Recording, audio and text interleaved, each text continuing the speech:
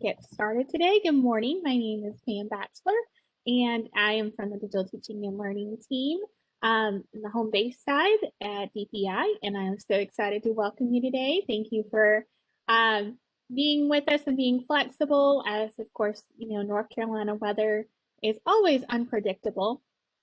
So I have put in the chat our slide deck for our link this morning. It is also on our slides here. So this will be our Canvas slide deck for this morning.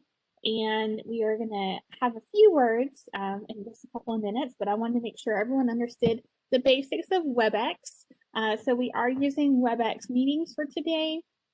We will have breakout sessions later in our time together, which I'm excited about, and hopefully, fingers crossed, everything will work correctly with our technology.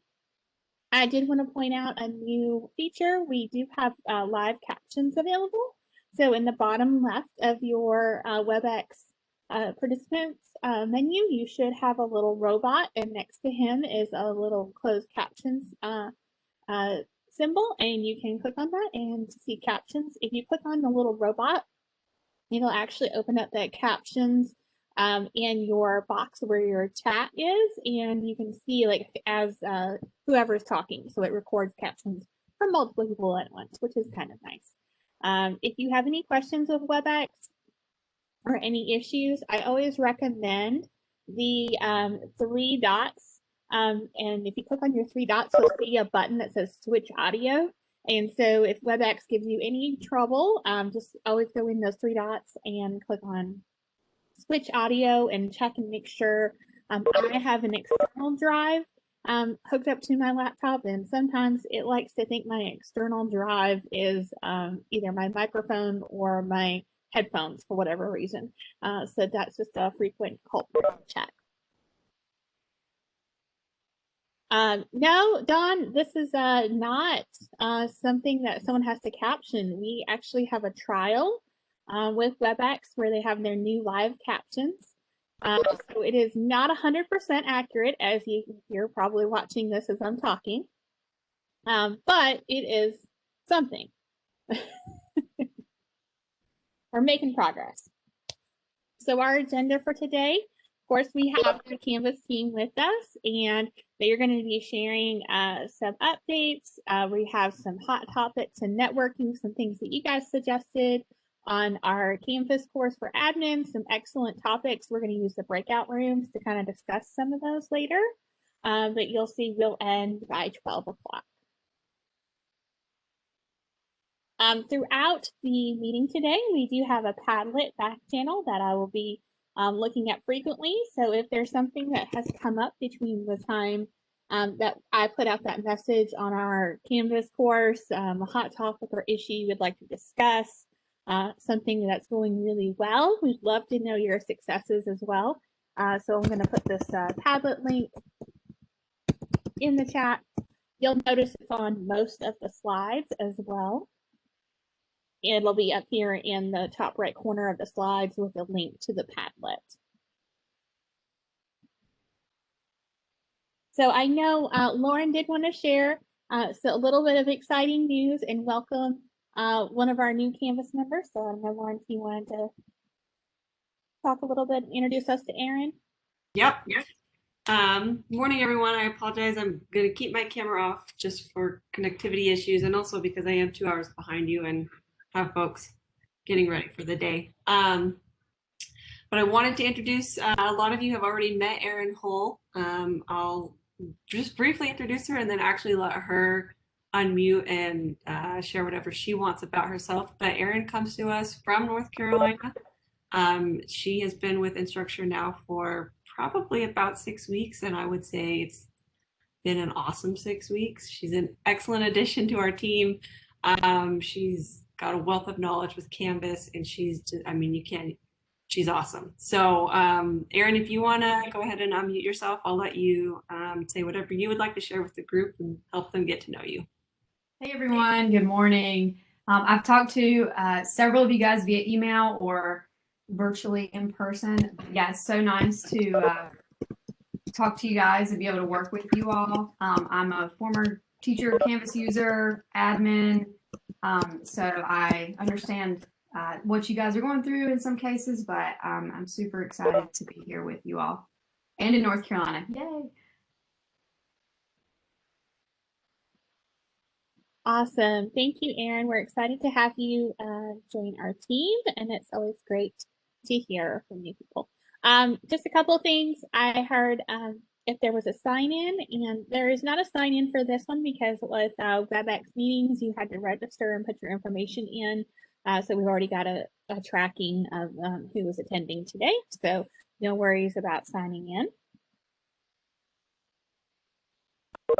So I did want to give, I saw Dr. Rob Dietrich is here with us. Give him a few minutes to go over some of our opening slides and updates from DPI. Hey, good morning, everybody. How's everyone doing this morning? Thank you very much for being here with us. Much of this is very much introductory information that many of you are aware of, so I'm going to move through this pretty quickly. We are very glad you're here, and it's nice to see everybody this morning. There is the sign-in link in the slides, and there are all our call signs. So if you're in the digital world like I know we all are, those are all the call signs that you could reach out to us, learn from us, and let us really serve you and help us get the information out about all these things and the wonderful products we have to include Canvas. Next slide, please.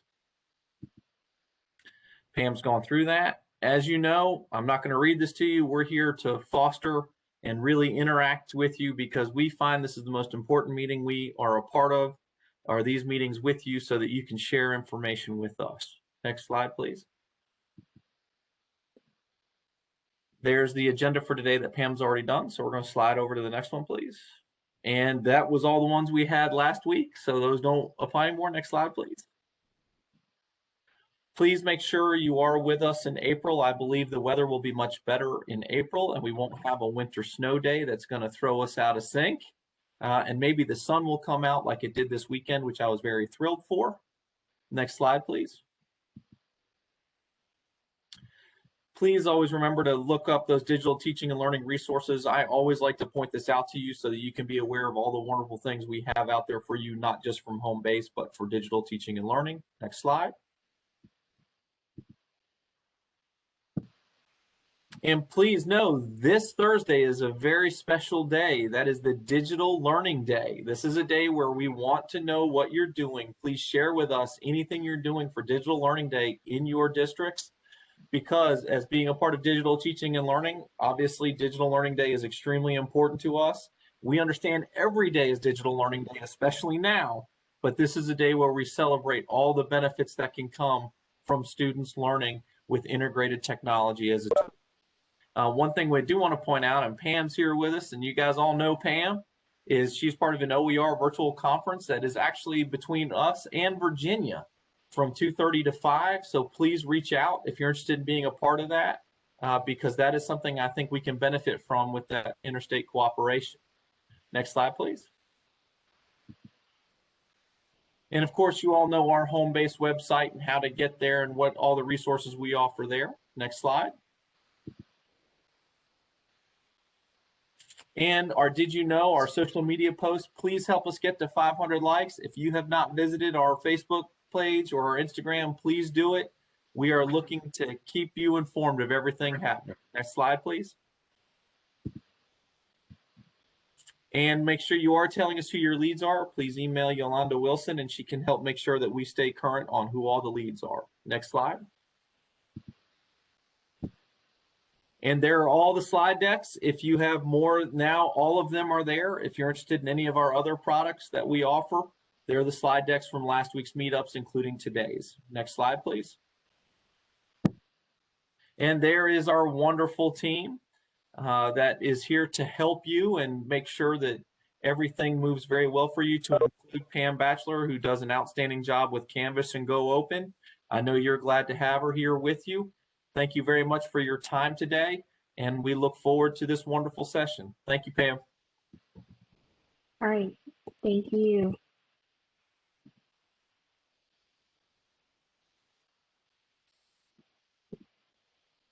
Exit here.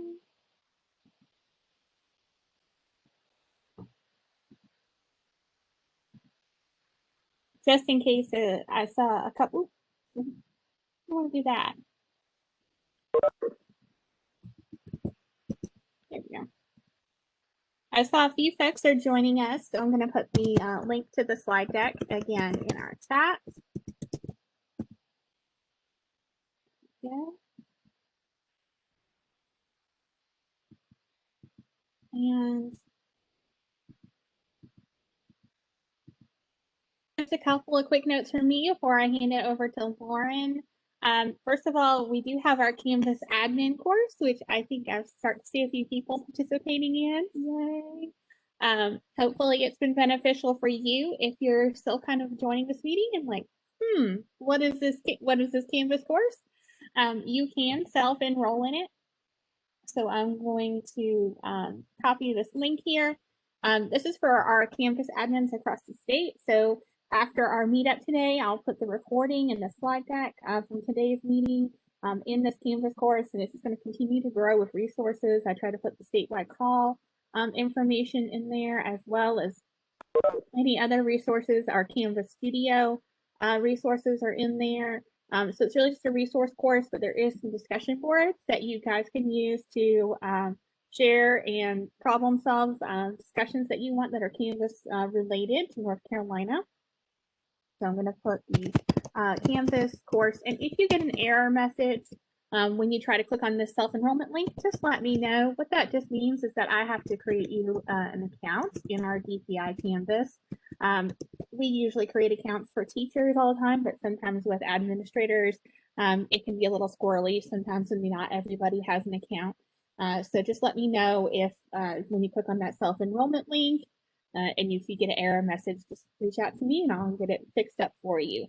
But hopefully you're finding this admin course to be helpful, and if you have any suggestions for it, please feel free to let me know.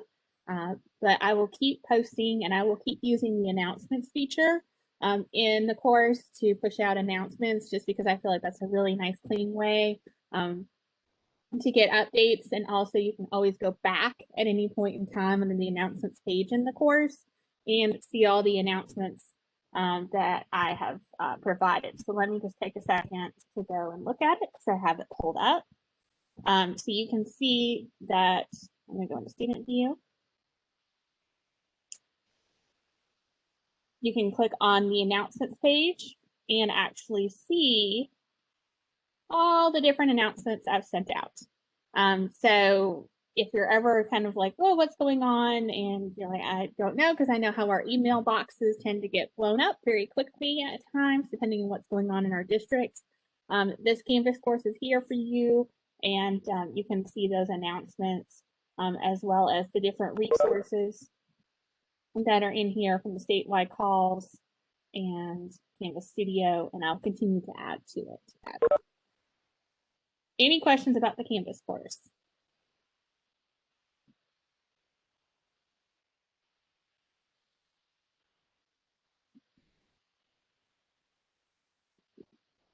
Don't need that one. Yeah.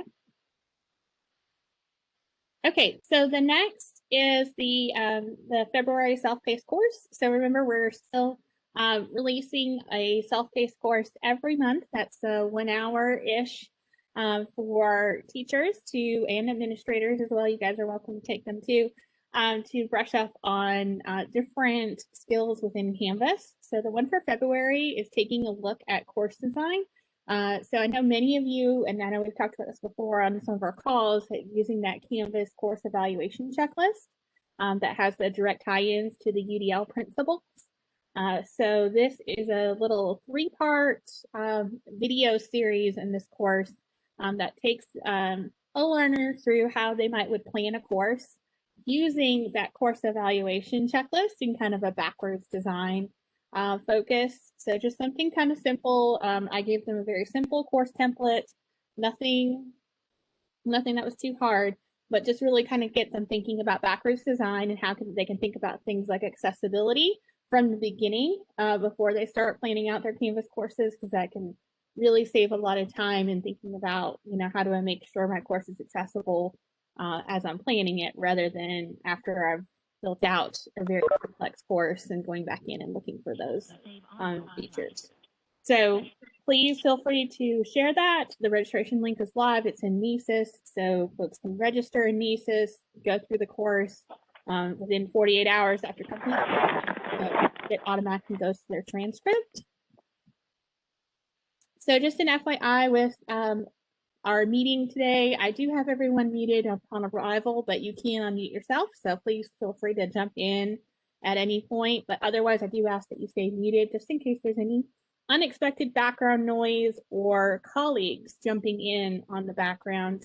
I might have my 65-pound furry friend colleague barking in the background here in a moment, so I'm hoping not, but just part of our life now. All right, so I'm going to stop sharing my screen and pass it over to Lauren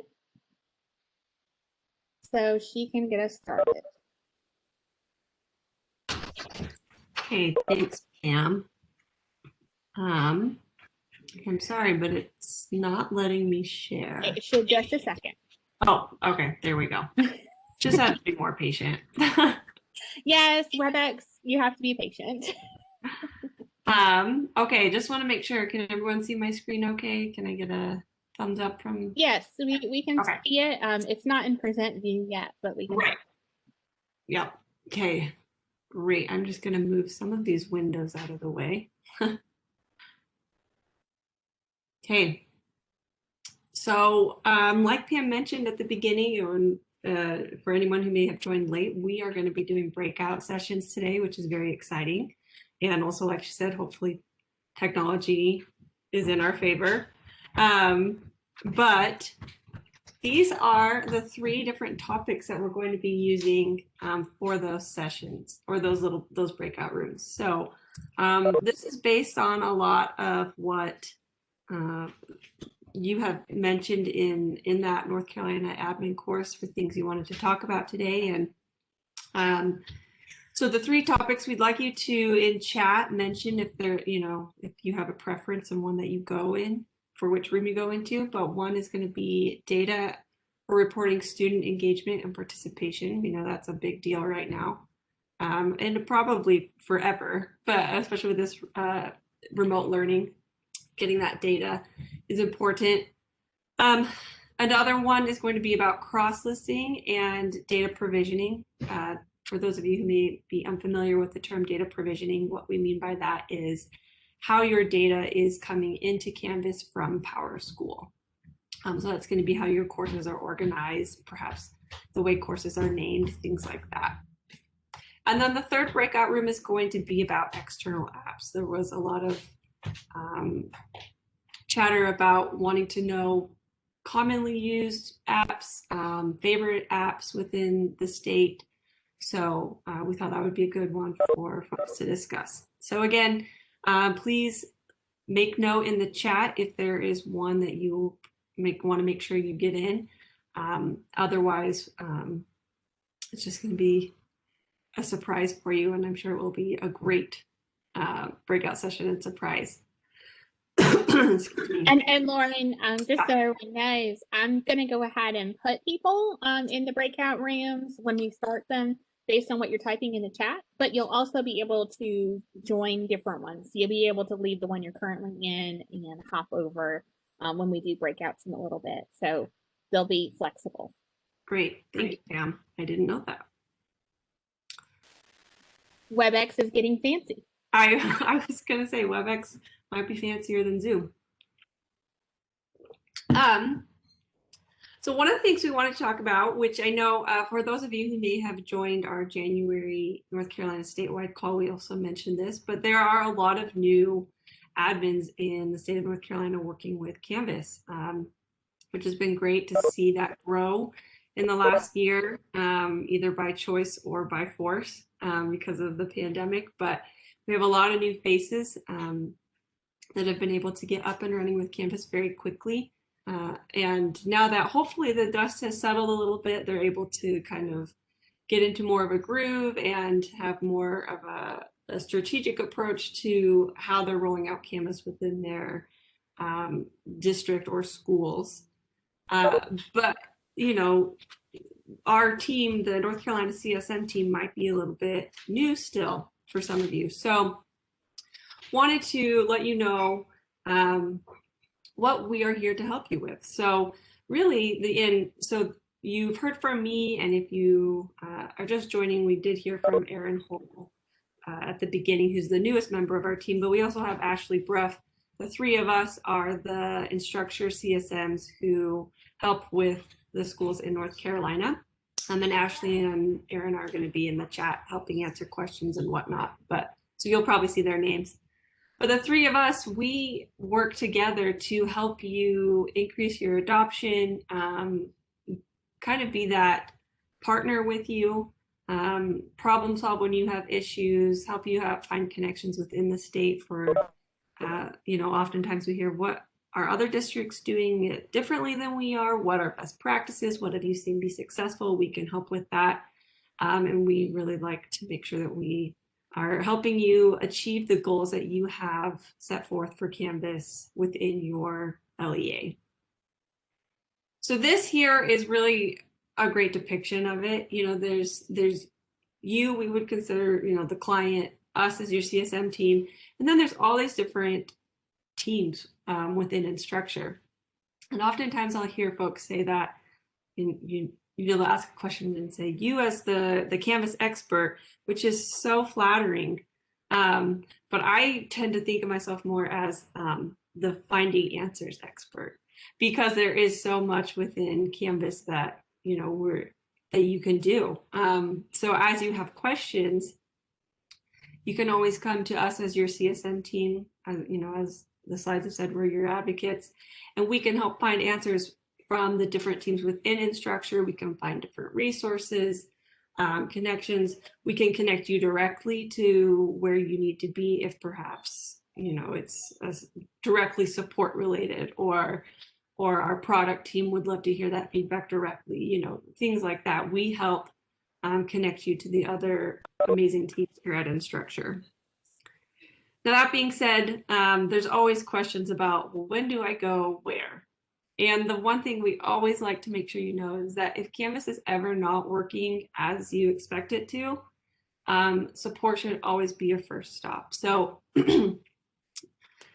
you can submit tickets through email. If you are the support field admin, you can do it through our field admin console.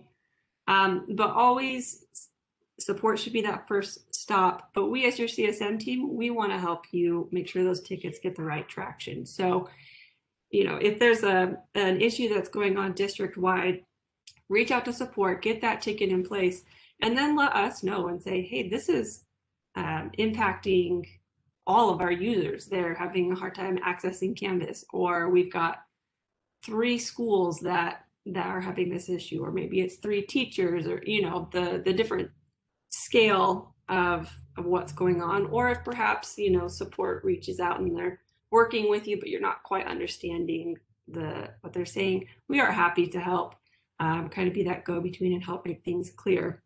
But especially that escalation piece, we can help get things escalated as needed.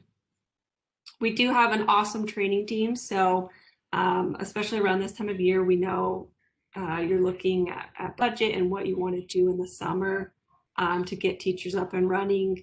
Maybe you have had a huge increase of Canvas usage this year and you want to think through, okay, how do we continue that usage when we're in a brick and mortar setting, so that we don't lose this momentum and teachers continue to see the value in both virtually but also in a blended environment. If you want to have that expertise from our trainers, we are happy to get you connected with that. And we can also offer best practices as well from what we've seen throughout the other schools that we work with. We do have a team of technical consultants. So oftentimes there are questions that are SIS related with PowerSchool, maybe how that data is coming into Canvas, all that really technical stuff on the back end. And as cool as it would be if we knew all of that stuff, that is, above our level of expertise. Those folks are geniuses So again, we can help connect you to them if you need to work directly with them, or we can help find answers as we're able to, as those technical things come up. And then lastly, we do have a team of adoption consultants. That's something that we're starting to see more and more of as districts have been using Canvas longer, and they've got teachers who are comfortable, they've really got a rhythm, and now they just really want to deepen that adoption. Again, we can connect you with that team or offer best practices that we've seen throughout the state. So all of that to say, again, this is to help you know where to go if you have different needs. But if you ever have questions, if we refer back to that picture that we saw on the slide before, we're kind of that central piece of the picture, and we can connect you where needed, because we are your partner, we're your liaison to the other teams within Instructure, and we're happy to help. We do want you to be successful and for your teachers and students to continue learning. One exciting thing that came out, it's all a blur, it was last month, is the new rich content editor, which I'm sure many of you have been looking at and seeing. But I wanted to show you some pieces about it. Before I actually show you it within my own sandbox, a couple of high points that I think are helpful is that one, that similar functionalities have been grouped together. So it's a little bit more intuitive, also has more of that Google feel where all of the, and again, we'll look at this, but all of the font pieces are grouped together, formatting is together, etc. We did reposition the icons so that your rich content editor, or RCE as we refer to it, is larger. So it's more space. Things have been moved to the top rather than having items on the right-hand side as well. And then you as the district admins can group some of your favorite LTIs together so that, or I'm sorry, not group them, but favorite them so that they show up in the menu. So it's very easy for teachers to locate them directly from the toolbar. I did include a link to the comparison document that you can share with teachers if you'd like. It just helps them understand where things are positioned. They can get familiar with the new layout. And then there are some guides for the instructors, students, and even a content video that's just a few minutes long. I apologize. I'm going to show you what it looks like here in one of my sandbox courses, and I'll show you some of the things that you can do, like favoriting icons. But first, I will actually just open up an assignment.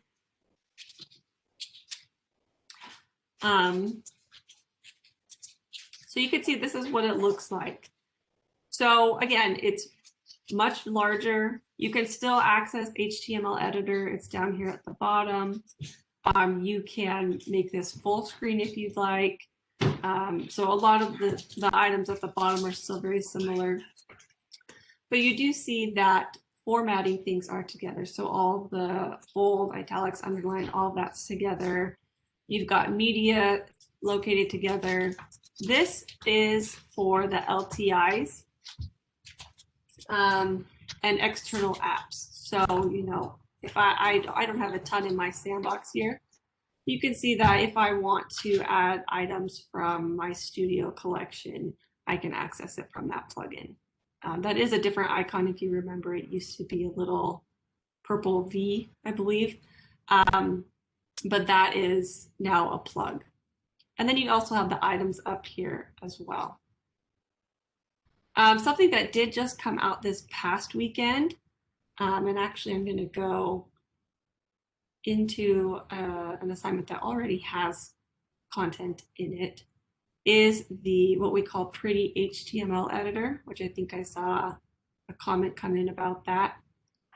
And this is going to be important if you have teachers who are more into coding.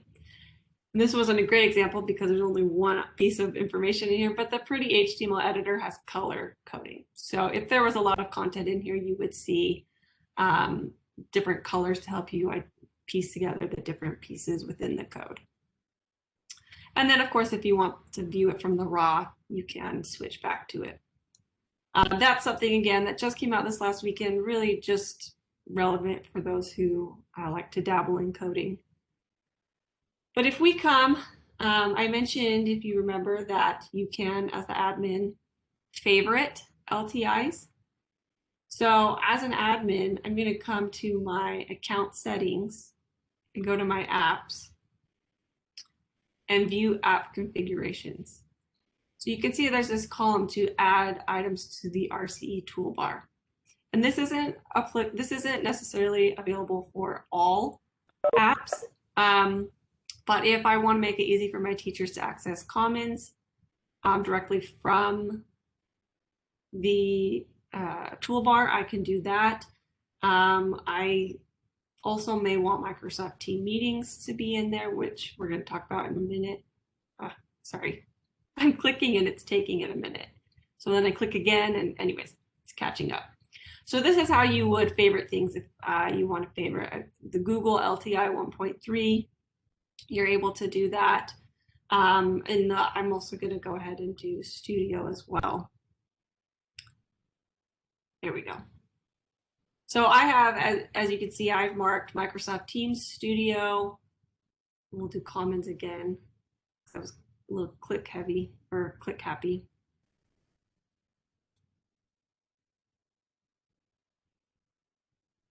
I apologize. It's just I got a lag. So we've got 2 out of the 3 I wanted. I think it still gets the point across. So we'll go back to my course here in American History. I'm going to actually come into my assignments, and again, I'll just start a new assignment so you can see what it looks like. But since favoriting those, I now have Studio is right here. It looks like Teams didn't hold, probably because I probably clicked it off. But any that you have favorited at the district level are going to show up in this section with the apps. Again, it groups similar items together. So when you favorite an app that can be favorited to the toolbar, it's going to show up here with that plugin section. So that's an overview of the new rich content editor. That's a mouthful.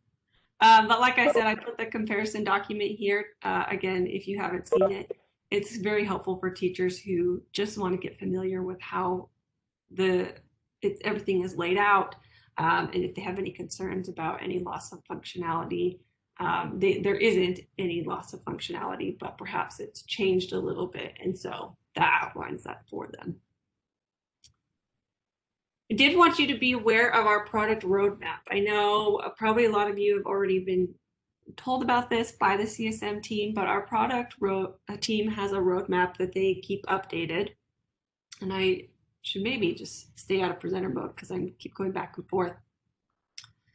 But with the roadmap, currently it'll show you through April. March has some big things going on. The biggest one is this homeroom dashboard for K-5 learners, which if you would like to see what that looks like, there is a webinar on March 9th where the product manager is going to be sharing that. Ashley or Aaron, if I could ask you to put the link for that in the chat, that would be helpful. But additionally, our North Carolina statewide call on the first Monday of March, that same product manager is going to be coming and giving you a preview. Now, that being said, that's only for about 15 minutes in our statewide meeting where she'll be giving you a preview. The March 9th webinar is a 45-minute webinar, and we'll dive a little bit deeper. So if you'd like to register for that, you can attend, and if for some reason you have a conflict with your schedule, you'll receive a link for that recording. So watch the chat. Ashley or Aaron will put the registration information in there for you.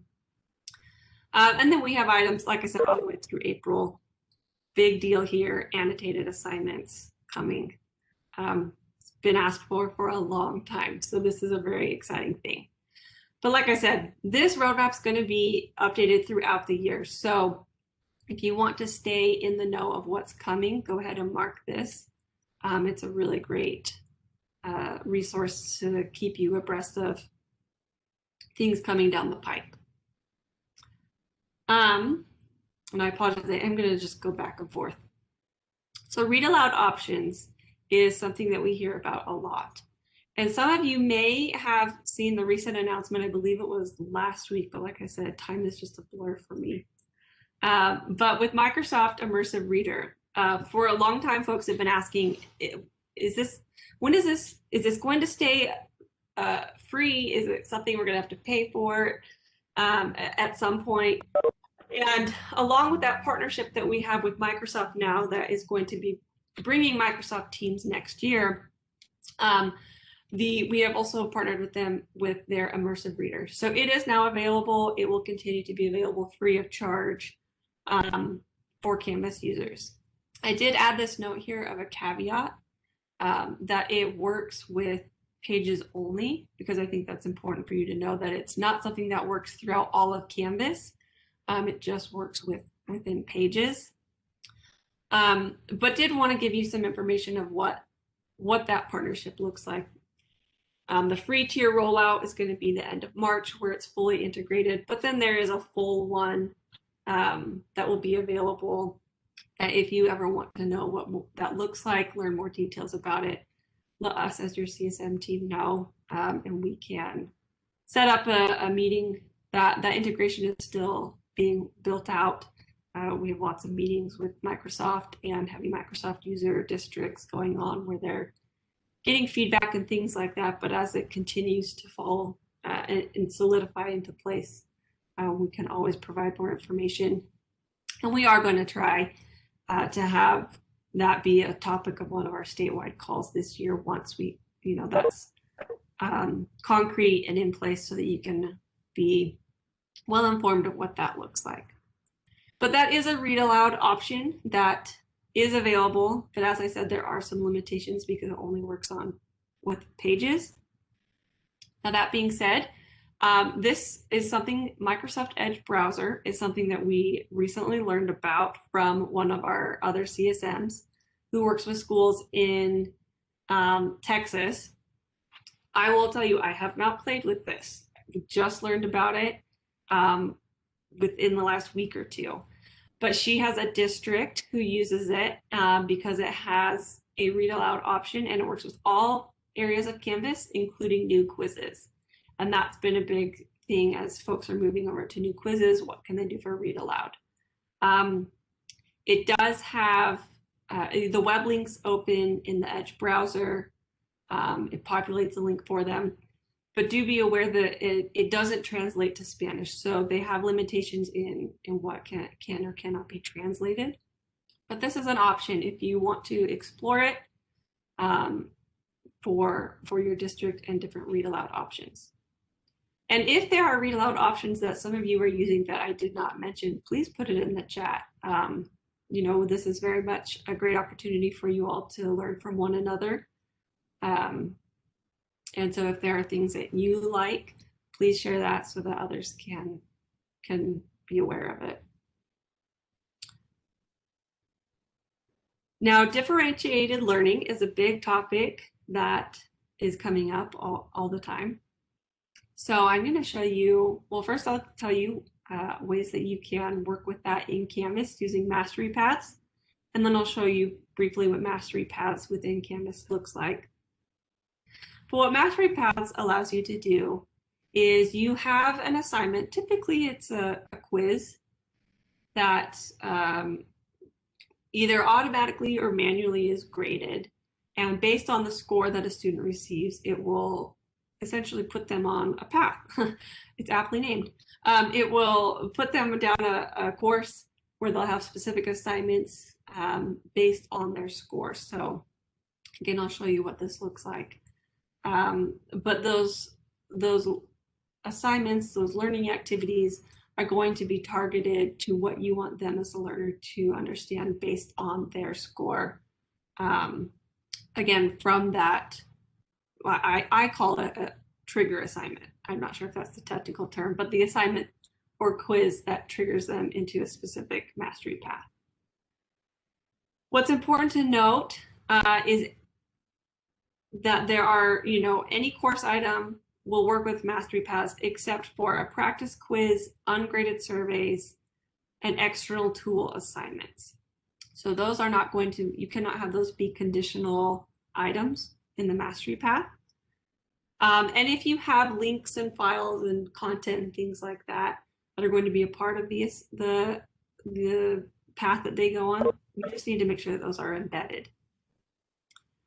So I'll go ahead and show you what this looks like. So again, I'm in my sandbox here. I'm going to come to my modules, and you can see once something has been identified as a mastery path, it will actually say mastery path here on the right-hand side.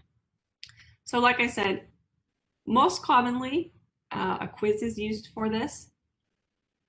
So I'll open this up to show you what it looks like, and then I can even show you how to create a mastery path. But if I come in here, I've got my quiz, I have these questions, and then in the Mastery Path tab, you can see that based on how a student scores, they're going to have specific assignments that they need to work on. So those who score 0 points, they need to do all 3 of these. Those who score the 2.4 range, they have 3 assignments. You can see that some of them can be the same, but they also have different items. And those who score the highest, they have a different path. And you can see that if I wanted it to be, they either do Articles of Confederation or they have to do both of these. That allows them to have options. So sometimes it's Mastery Paths is referred to as choose your own adventure, kind of like those books if you're familiar with those. Again, if you want to require it that they do all 3 of these, then you would make it an and. But if you want them to have that flexibility, you could switch it up like that. So I'll actually, and so that's how you build it out and you can edit it. So I will actually come in to my modules and show you how this works. Oh, I didn't want to, I apologize. I'm going to come in here. And I know you should build from modules. That's the best practice, but it's easier for me not to. So I'm going to come in here to a quiz. I'll just do classic quizzes for the time being.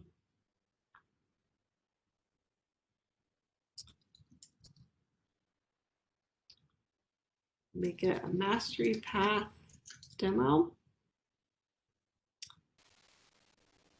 I just can't resist putting something in there. So questions, and I'm not going to do anything really official here. And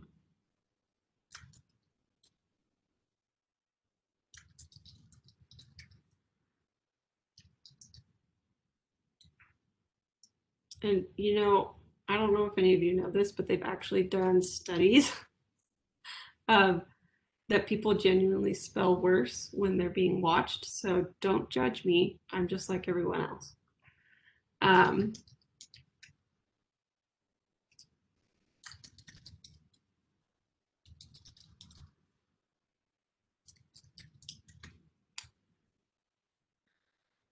Let's see, and I'm going to have 3 questions in here just so you can see what it looks like.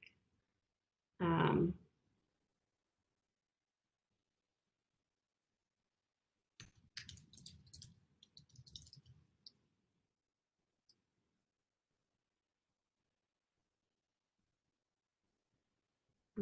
we'll just do one more true false here. This is hard to think of on the spot. Sorry. Oh.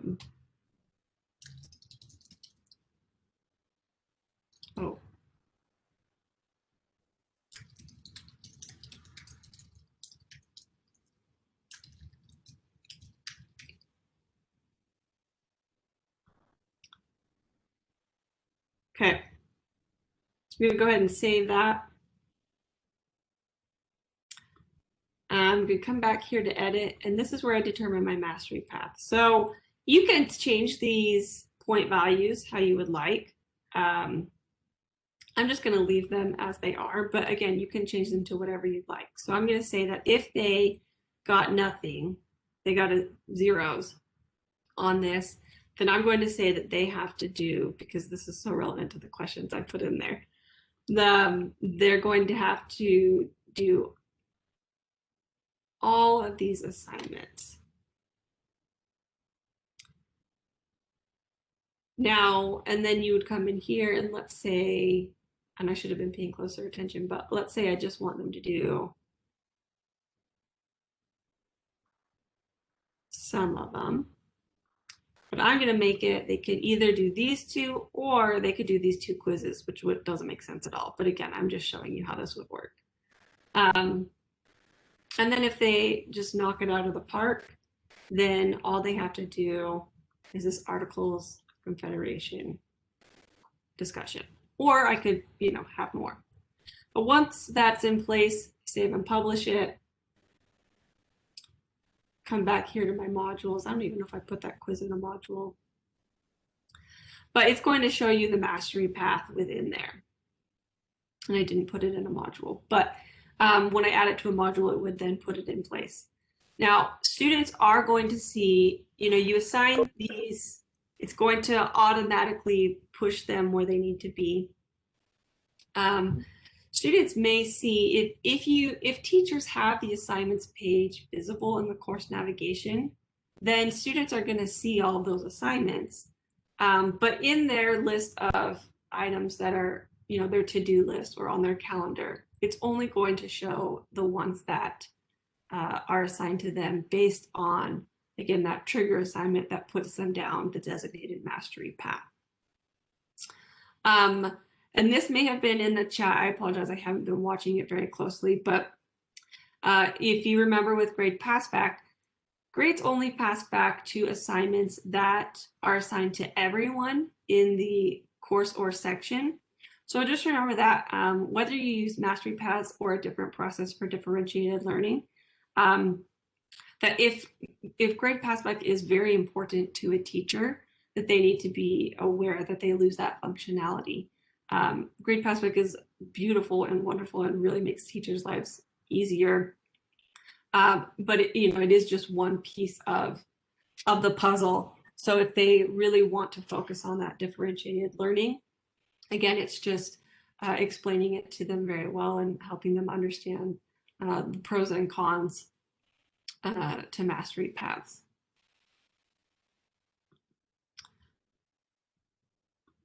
So if you have questions about those, let us know. I did put some resources here. The Canvas instructor guides have information about MasteryPaths. It's not if you are familiar with the role specific guides, we have admin guides, instructor guides, student guides.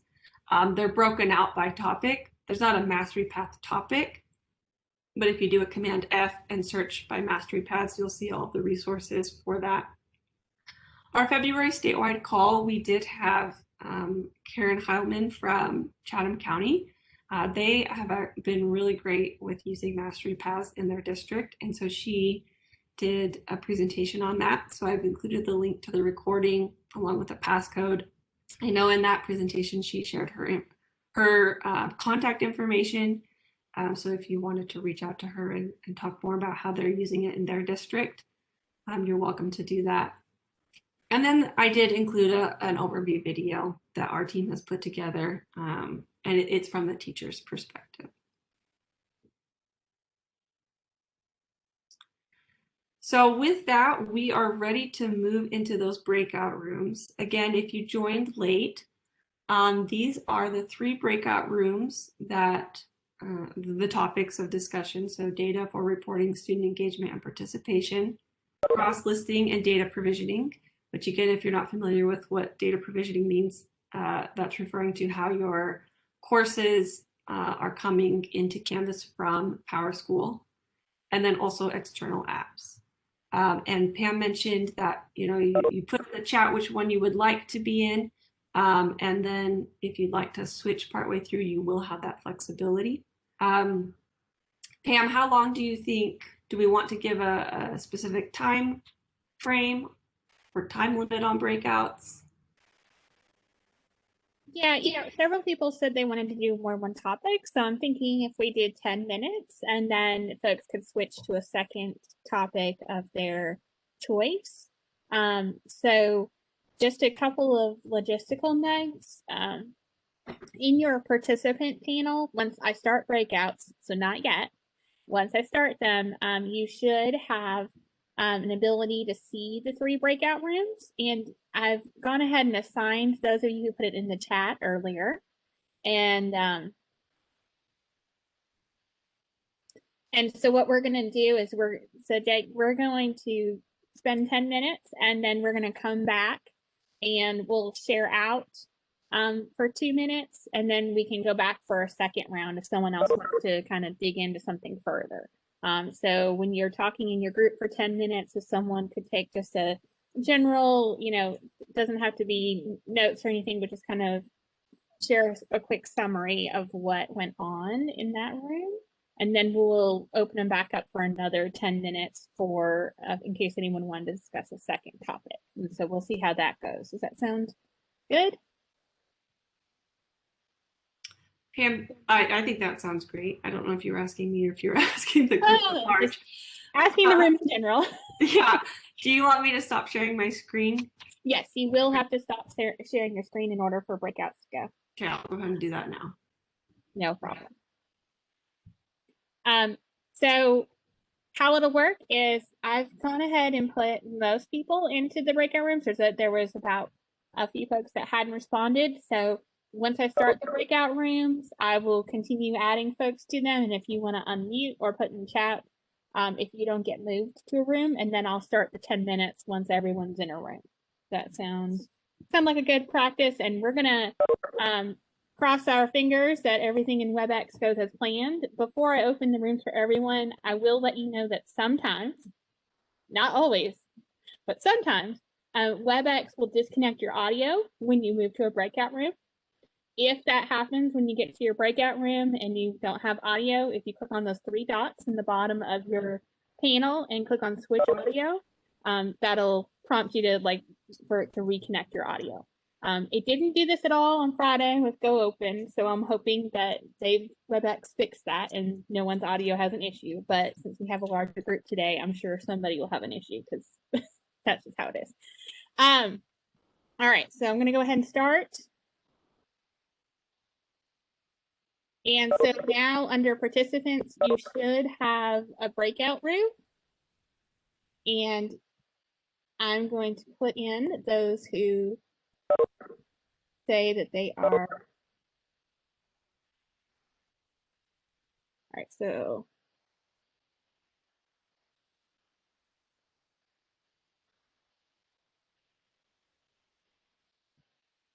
external apps.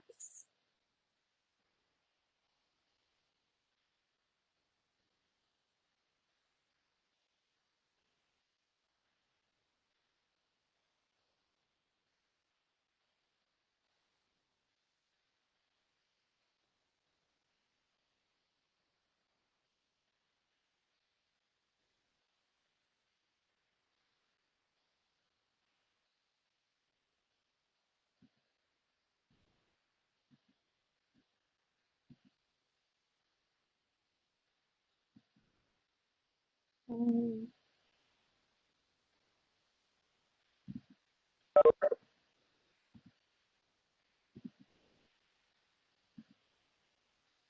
right, so anyone who's left hanging out with me in this main room, if you need help, let me know. Unmute or put in the chat.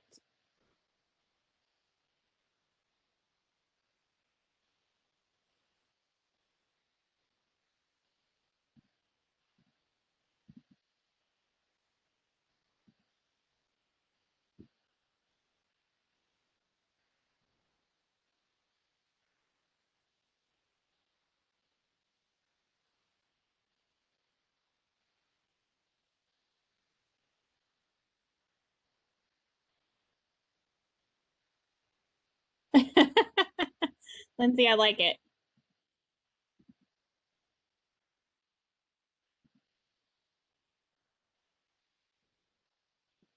Okay, so I see Audrey. All right. Elizabeth, Rachel, Sandra, and Tara. Do you guys need help getting into a breakout? I have nothing. This is Elizabeth. I have nothing to click. Okay, which one do you want to be in? Do you want to be I'll in? go wherever you want to send me. Is fine. I'm just here just to listen and learn. Okay, and I can create your own account, by the way. I just haven't had a chance. Oh, perfect. Great. Thank you. I just was trying to get these breakout rooms done, so I'm sorry I haven't messaged you back. No. That's fine. You're good. I am just doing external apps. Okay, that's fine. I got the message now. Thank you. I am just an observer at the moment. Okay. So still trying to figure out what's going on. All right. So we've got 3 groups. We've got one talking about data and how they're collecting data on student engagement and participation in Canvas. We've got another group that's talking about cross-listing and provisioning, like the sync processes between Canvas and PowerSchool. And then the third group is talking about external apps that we can. If you could put me wherever Darlene Epley is. Okay.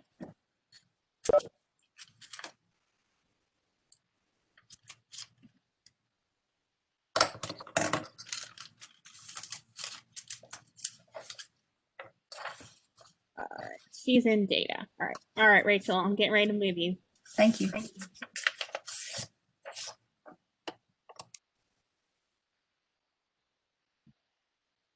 All right, I'm going to start the 10 minutes now.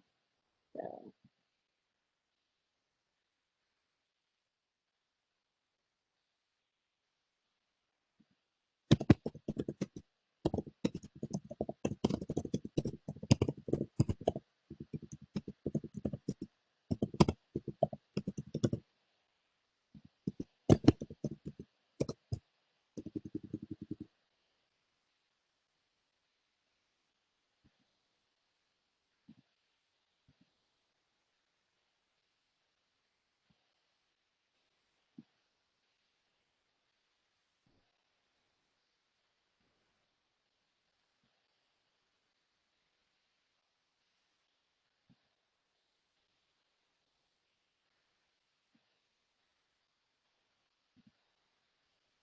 All right, Audrey, Kathy, Tara, Susan, let me know if you need help going to a breakout room or if you're okay just hanging out.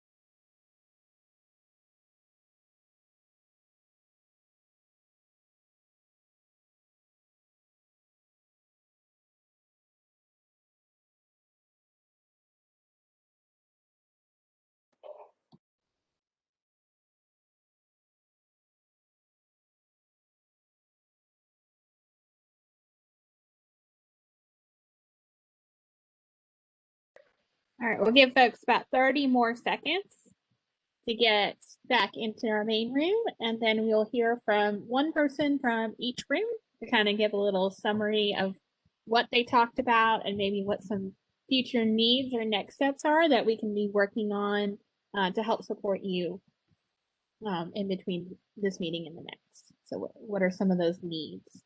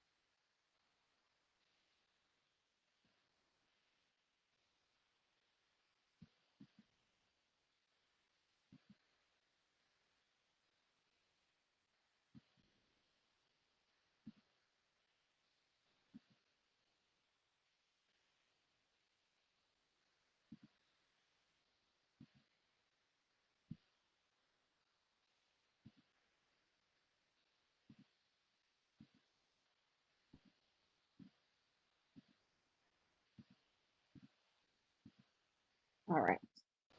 So who would like to start? And we can start with the data and engagement group. Would anybody like to volunteer as tribute to kind of give a recap of that room and what some needed next steps are? You talking about the room we were in, Pam? Yeah. We can sum up, I think, safely our room by saying none of us really know the best way to efficiently track data and engagement. And there are a couple of different methods that we talked about, from running analytics at the account level to using more raw data that can be exported from Canvas and interpreted through fancy pieces of software that I don't know how to begin using. But we did hit on there at the end of our session a little bit, which is talking about what does engagement actually even look like. You got to decide what that is before you can start trying to track it. So that's kind of where we were. It wasn't super concrete, but I think it was at least nice to hear that everyone else is having the same struggles that I am.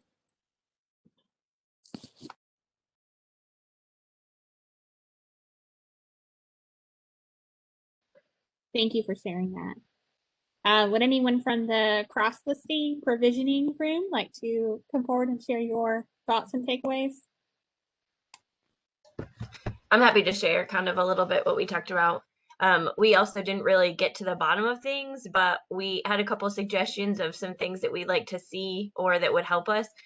We talked a lot about how things changes in PowerSchool and how they impact Canvas, and how great it would be to maybe have a document that says, if you do this, like change your lead teacher, or this is what happens in Canvas. And we just really talked about the need for some more communication and collaboration between us and the PowerSchool folks, whether it be at the DPI level or what, because a lot of things that happen in PowerSchool really drive a lot of changes in Canvas. And sometimes we are on the back end of it trying to clean up some of those pieces. For example, when do you push out courses for next school year? That was my question specifically, and everybody kind of has a different answer. And my district is doing it really early, and it's really messing up teachers because now they have 21, 22 course shells, especially with Send to and Copy to and all those things. So, and someone also suggested, I don't remember if it was I think it was Tony, suggested maybe we could have a listserv for Canvas admins so that when things like that did happen, just like we have listservs for some of the other things like NCED Cloud admins and tech directors and things like that, if we could have a listserv for Canvas admins, maybe we could toss some of those ideas out there, and that would probably help us generate some documentation about if this, then what, if this in PowerSchool, then in Canvas this happens.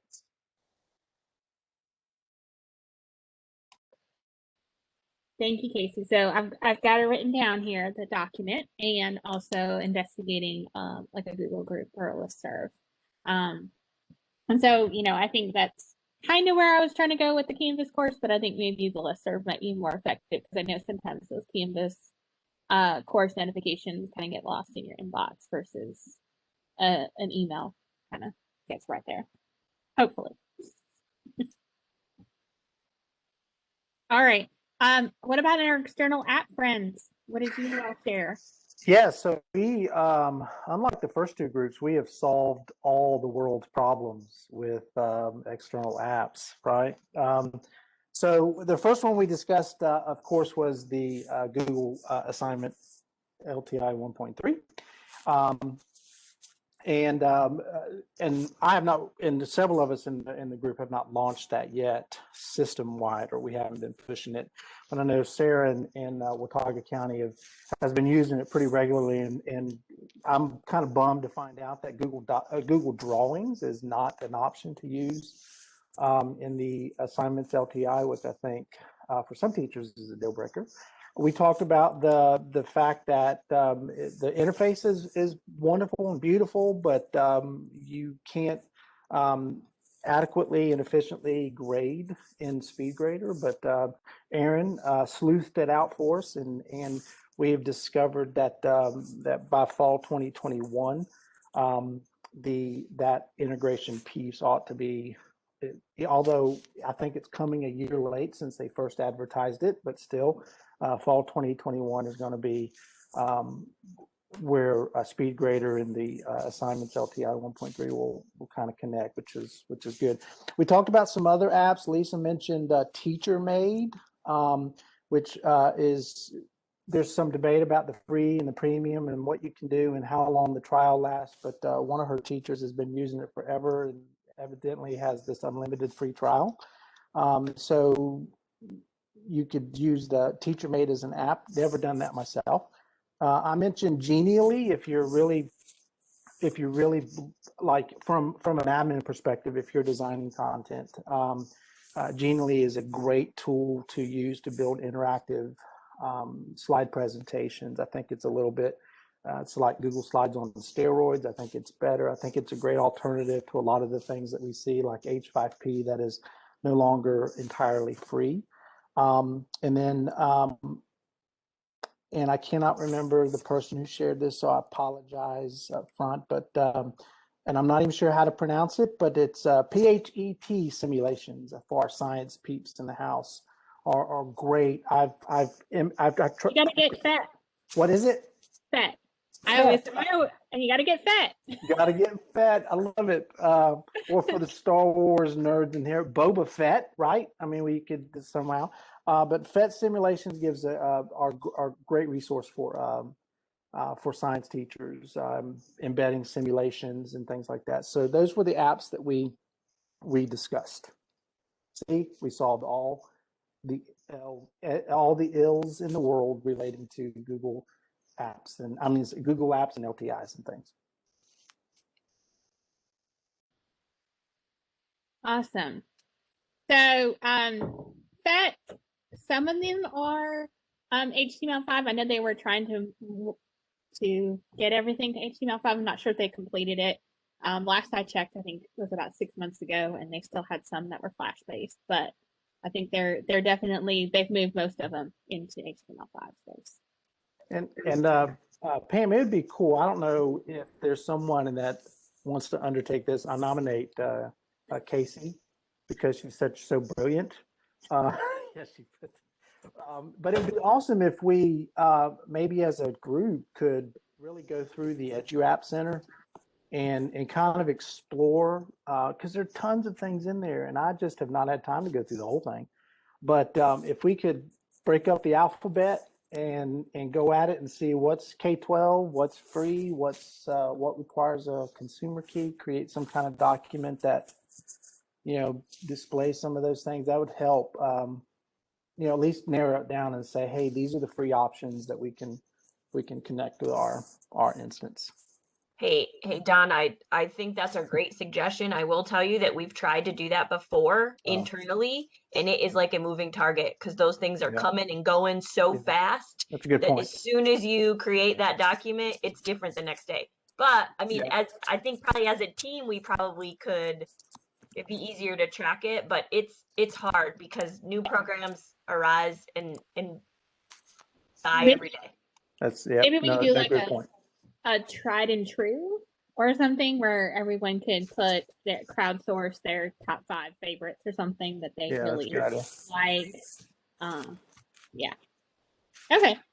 Well, I put that down on my list, so expect that listserv Google group will be coming out soon.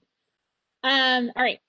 Let's do. I see it's 11:20. Does everyone be okay with one more 10-minute round of breakouts now that we kind of know what they are and how they work? I'm looking for a thumbs up if you have your camera on, or a thumbs up in the chat. I think we have time. Okay. So I created 4 rooms this time. So I did the same 3 topics, and then I did anything else in case there's something else that comes to your brain that you want to chat with somebody about. I have not assigned anybody to a room. So let's test out and see if we can, when I start them, if you can enter them yourself. And if not, shout out to me in the chat or unmute and I will move you there. But I'm going to go ahead and start. And then once I get everybody in the room, I will start the 10 minutes. Sound good? And then we'll come back and do a group share out just like we did before and then wrap it up. Well, I want to go with Elizabeth of that. I'm just saying. She put in the chat. She's at NCAT. Anybody want to go? Anybody join? Thumbs up. Yes. Nice. Yes. All right.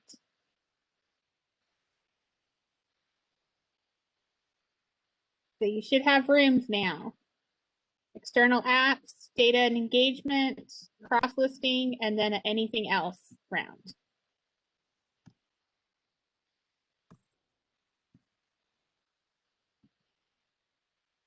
All right.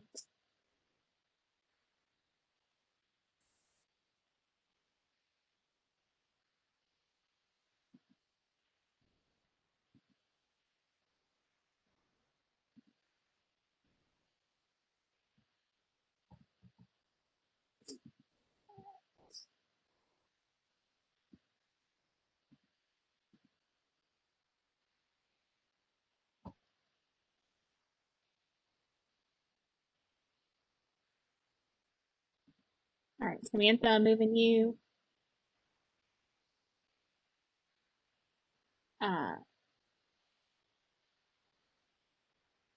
Alex, moving you.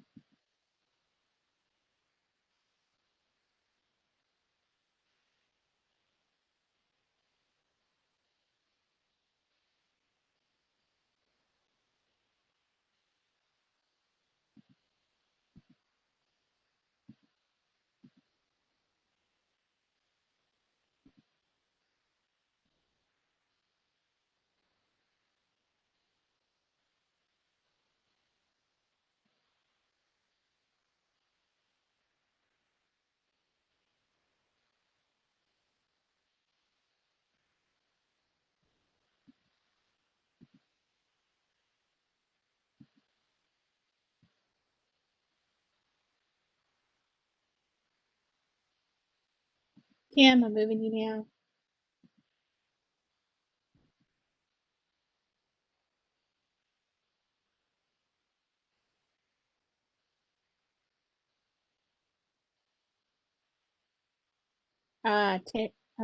Rachel, let me see where Darlene went.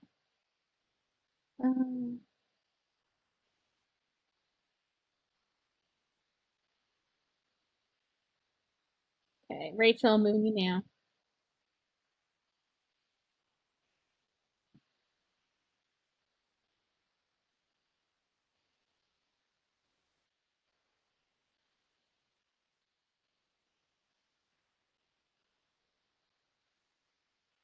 Jan, which one do you want to go to?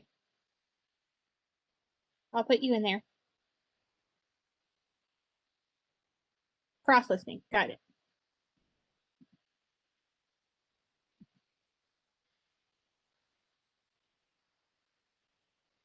Amy wants to go to apps. All right.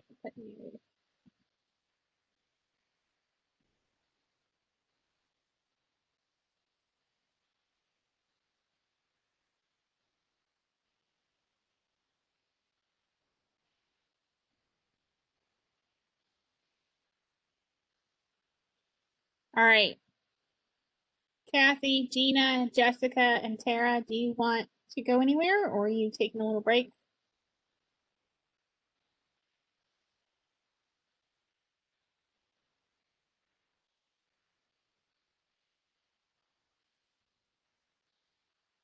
All right. Jessica, you want to go to external apps, okay?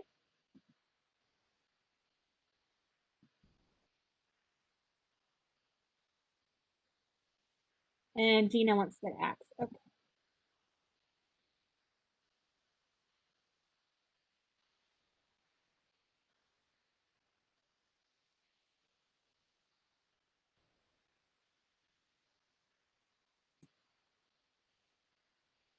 Tara, any thoughts?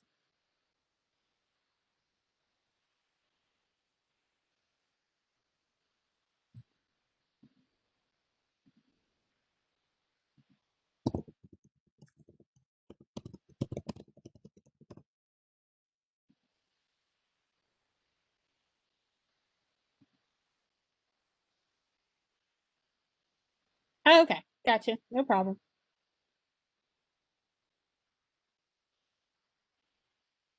All right.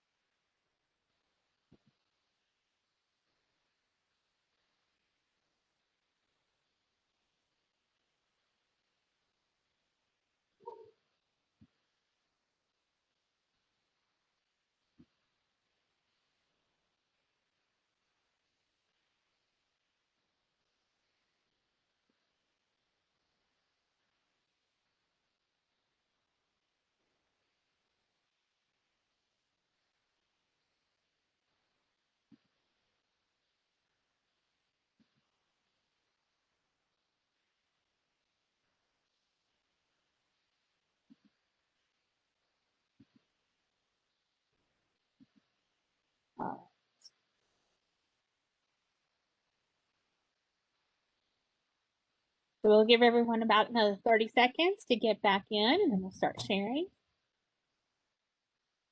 I hope everyone's second round of conversation was just as exciting as the first.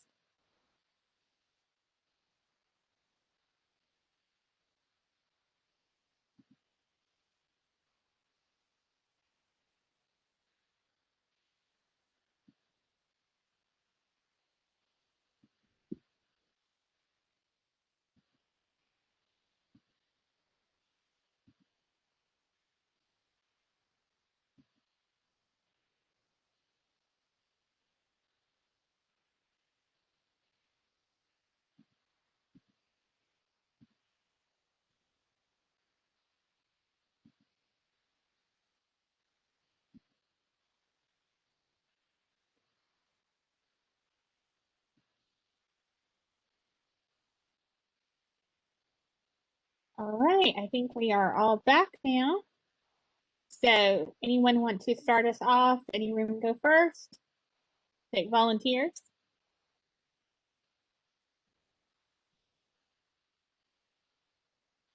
I'm curious. Pam, I'll go first. I was in the cross-listing group, and we talked a little bit about what happens in Power School when they make changes, and how it can really mess up things in Canvas, and trying to get a workaround for new teachers.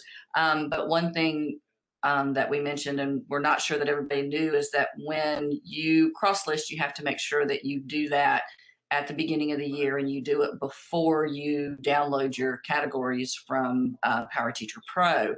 But what I've seen happen is, sometimes a new section gets added, or, there's a new teacher.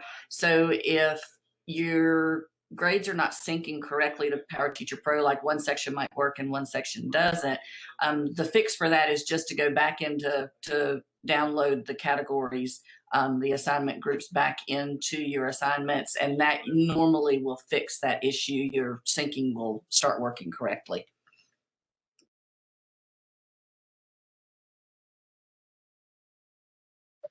Yeah, that's a good sharing point and good takeaway, Kim. Thank you for sharing. I'm curious about the Anything Goes group that we did. Anyone want to share from that?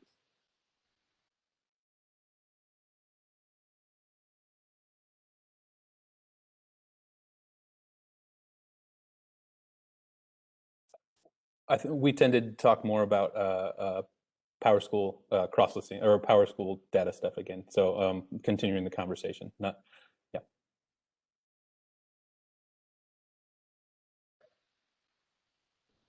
All right. Well, that sounds like fun. How much joy in our lives comes from Power School? So much. Wake up. That's what gets me out of bed every morning. Is Power School and Canvas. I'm so excited. Love them both. Well, I love one. I tolerate the other. Pam, I have a question. Sure. There was a new feature that's been added recently when teachers go to send content from a module in one course to another, like sending a module to another course if they have another section. And it used to always put their current courses up at the top, and now it is just a reflection of the fact that I've hoarded Canvas since 2015, and it has everything there. Are there any plans to revert back to where their current courses are at the top of that list so that they don't come and shoot me? I'll have to see. I have heard that issue, and I've experienced that with myself, that my whole list of every course I've ever had. But didn't know, Lauren or Ashley or Aaron, if you guys heard of anything about maybe that there might be an update to that. Yeah, sorry, you're talking about the course copy function? Yes. That copy too. Yeah, the copy too. Yes, so they are working on that. They have a fix. It pushed into beta today. It will go into production on March 3rd. So on March 3rd, that will be corrected. It's going to have the like it's not going to show concluded courses because you can't even copy those anyway. So I don't know what, why were those showing up in the first place, but it's gonna show current and future. You're going to be able to see how those are separated. It's also now going to show your course nickname. So I know that for some, like, courses come in from PowerSchool a certain way, and then teachers will change the nickname. It's going to show those nicknames, so it'll be easier for teachers. Oh, my heart. Thank you so much. I You're appreciate welcome. that. Yay, it's small things, right? It's the small things. All right, another group want to share what they talked about in their breakout? I'll share. So I was in the LTI tool group, and so we talked about how to go in and run the report under the admin tab. So those maybe you were new to Canvas, how to go and see what LTI tools their teachers may have been installed. So things that you can kind of know to support and kind of get a sense and feel about what your teachers are using. For those of us that are at the district level that don't necessarily maybe get out into our classrooms to see what teachers are using. We also talked about one of my personal favorites to share with teachers is the redirects tool, and how you can leverage that. So if a teacher wants to use a link that maybe is external of Canvas that is not necessarily supported as an LTI, but they can easily pop that in there for their students to get to. Yeah, that's pretty much it. Awesome. Thank you, Corey, for sharing.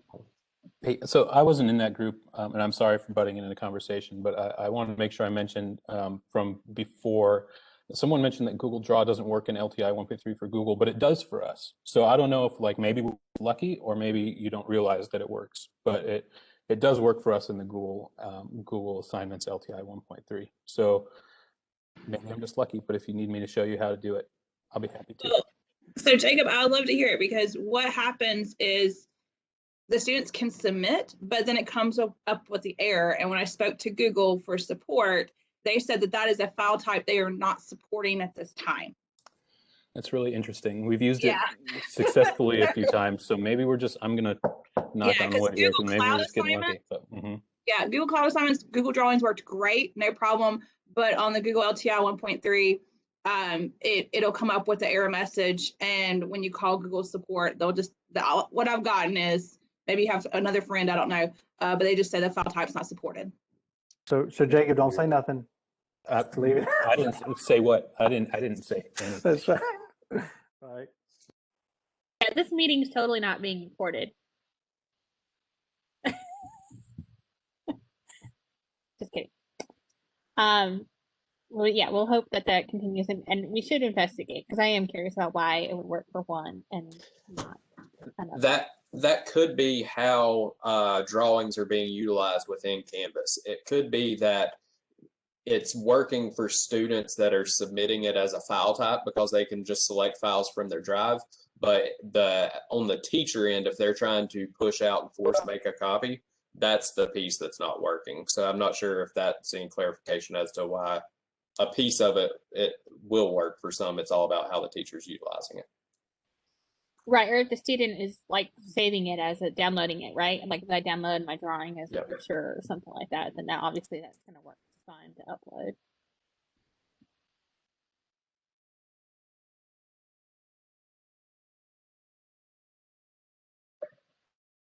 Any other groups want to share our thoughts before we look at the Padlet one last time?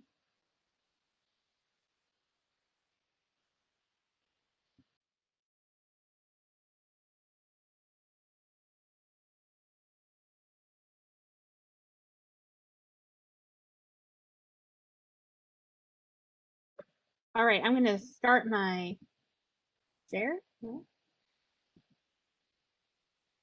Maybe. There we go. WebEx is so technical. All right. So we should be seeing my screen, hopefully.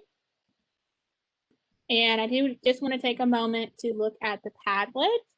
So we have our Padlet here. I wanted to start with our successes that we can share. If you have any that you want to jump in there. I know, yay, that Zoom. So smooth going with Zoom. And Dawn and Corey, I know you shared a few thoughts, but anyone else want to say anything about Zoom and Canvas? Is anyone else using it?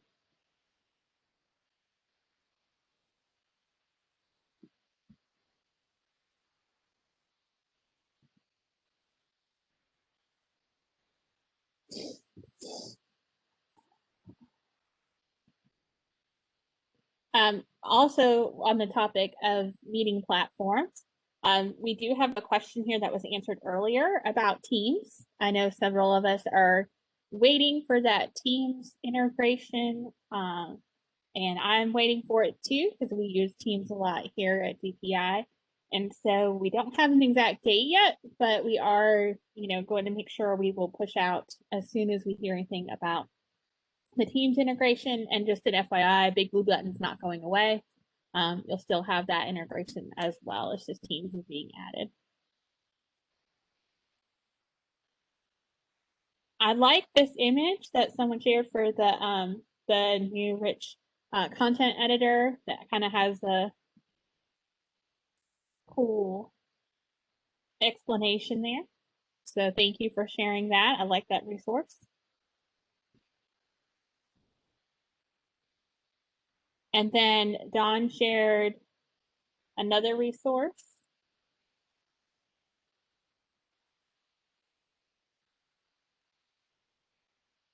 And it's probably going to take a while, but it's got short little GIFs in it that explain how to do everything on the new content editor. So thank you for sharing those. The training ideas.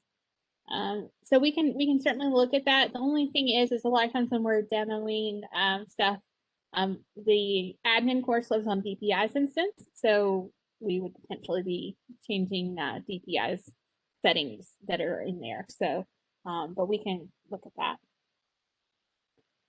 So the Google Cloud assignments, and so assignments when they are retired,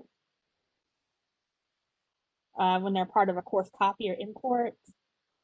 And so they will have to relink the doc with the assignments when they make a copy of the course. About the favoriting of the apps on the rich content editor, you can favorite 3 apps.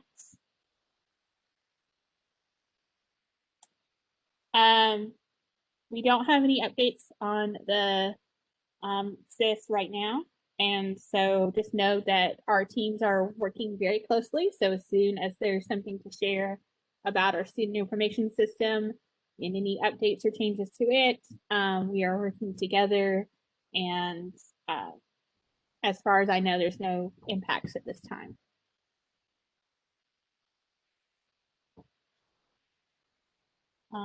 Good thoughts about cleaning up courses from previous years. Just make sure you don't do it now.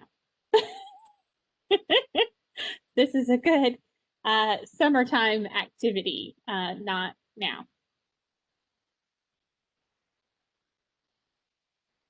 Google assignments. The nice thing about Google assignments is that you have access to Google helping you troubleshoot.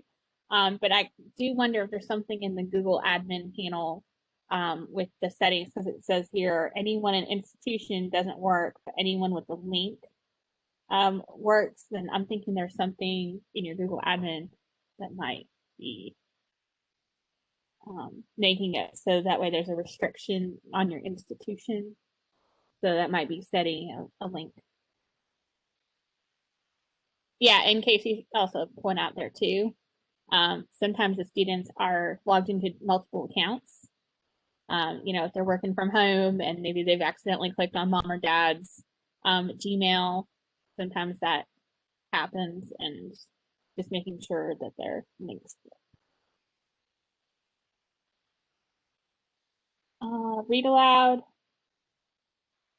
I'm curious to know if anyone's using the Edge solution. I've just stayed away from that. But I'm curious to know if Edge is better and working now with the immersive reader, with the read aloud options. All right, last call. Any other questions or thoughts to share?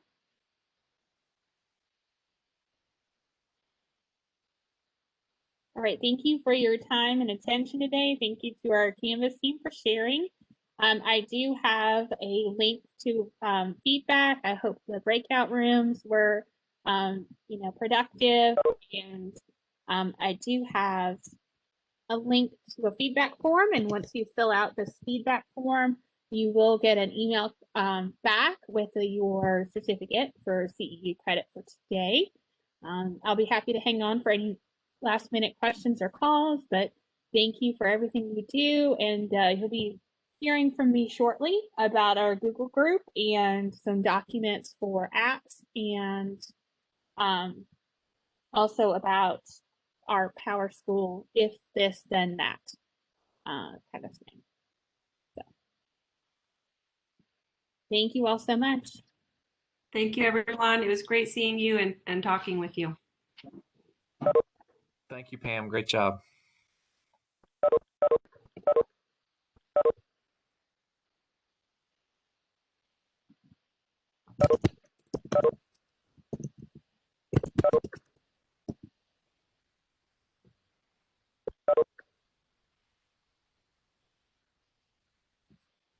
Bye. Thank you.